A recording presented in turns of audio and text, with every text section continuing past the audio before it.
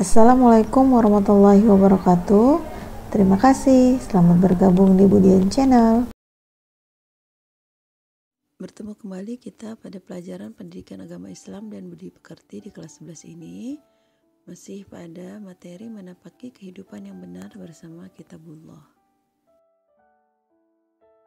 Kan pembahasan kita yaitu mengimani Al-Quran, pengertian Al-Quran. Jadi Al-Quran adalah firman Allah Subhanahu wa Ta'ala yang diturunkan melalui perantara malaikat Jibril. Ini dijelaskan dalam Quran surah Asy-Syu'ara, surah ke-26 ayat 192 sampai 194. Disampaikan kepada Nabi Muhammad SAW. Ini dijelaskan dalam Quran surah Asy-Syu'ara, surah ke-42 ayat ke-7, menggunakan bahasa Arab dan membacanya bernilai ibadah untuk dijadikan pedoman hidup manusia agar bahagia baik di dunia maupun di akhirat. Jadi melalui Al-Quran, Allah Subhanahu wa Ta'ala menyampaikan maksud dan tujuannya tentang keberadaan alam semesta ini, termasuk manusia. Kenapa, untuk apa, bagaimana cara, dan kemana hidup itu akan berakhir, serta keberadaan makhluk yang lain. Tanpa memahami Al-Quran, kemauannya tidak mungkin diketahui oleh manusia. Allah Subhanahu wa Ta'ala mewahyukan Al-Quran pertama kali yaitu hanya 5 ayat, yaitu Quran surah Al-Alaq, surah ke-96 ayat 1 sampai 5. Saat Nabi Muhammad SAW berada di Gua Hira, maka tanggal 17 Ramadan diturunkannya secara bertahap. Selama kurang lebih 23 tahun, tepatnya 22 tahun, 2 bulan, 22 hari.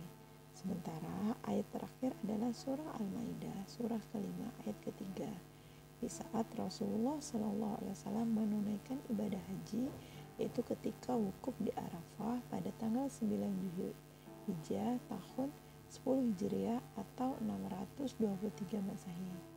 Al-Quran terdiri dari 30 juz, 114 surah, dan 6.236 ayat. Pendapat lainnya berjumlah sekitar 6.000 ayat, ada pula yang berpendapat 6.616 ayat. Tujuan pokok Al-Quran. Berdasarkan sejarah diturunkan Al-Quran ada 3 tujuan pokoknya, yaitu akidah yang harus diimani oleh manusia yang dikenal dengan 6 rukun iman, termasuk iman kepada Allah Subhanahu wa Ta'ala, segala sifat-sifatnya, wahyu dan yang berkaitan dengannya, antara lain kitab suci, malaikat dan para nabi serta hari akhir. Yang kedua adalah syariat. Syariat adalah mengenai hukum-hukum yang harus diikuti manusia dalam hubungannya dengan Allah Subhanahu wa Ta'ala, sesama dirinya dan alam sekitar, yang dikenal dengan 5 rukun Islam. Selanjutnya yang ketiga adalah akhlak. Jadi mengenai norma-norma agama, akhlak dan sikap perilaku yang harus diikuti oleh manusia dalam lingkup pribadi dan bermasyarakat agar hidup manusia serasi, harmonis, damai dan sejahtera, yang diwujudkan dalam bentuk gotong royong, memegang teguh amanah, menegakkan kebenaran dan keadilan serta bertanggung jawab. Selanjutnya adalah kedudukan Al-Quran. Jadi pertama adalah sebagai wahyu Allah Subhanahu wa Ta'ala. Yang kedua sebagai mukjizat Nabi Muhammad SAW yang tidak dapat tiru manusia. Ini dijelaskan dalam Quran surah Yunus surah ke-10 ayat 38. Yang ketiga sebagai pedoman hidup bagi setiap muslim dalam menjalani setiap aspek kehidupan agar menggapai kebahagiaan dan kesuksesan. Ini dijelaskan dalam Quran surah Al-Maidah surah ke-5 ayat 49. Selanjutnya yang keempat adalah sebagai korektor dan penyempurna terhadap Kitabullah sebelumnya, kitab suci yang lain, yaitu dijelaskan dalam Quran surah Al-Maidah surah ke-5 ayat 48 yang bernilai abadi. Isi kandungan Al-Quran. Dan yang pertama berisi akidah atau keimanan, selanjutnya tentang ibadah, akhlak, muamalah, syariat, tarikh atau kisah-kisah, selanjutnya takdir atau peringatan, antara adalah dasar-dasar atau pengembangan ilmu pengetahuan, kebudayaan dan peradaban. Kebenaran Al-Quran adalah keindahan dan ketelitian fiksi Al-Quran, pemberitaan